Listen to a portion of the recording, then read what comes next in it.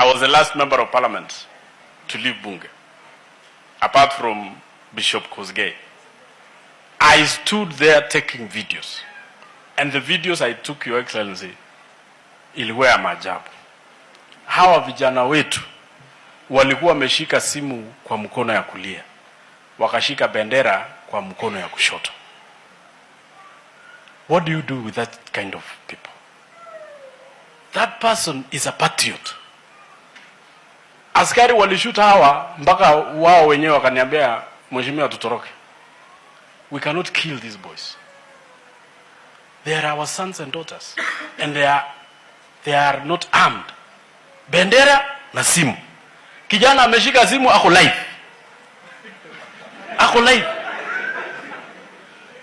So hawa vijana wametufundisha kitu ya maana sana, kwamba lazima pia kama ni demonstration has to be very peaceful.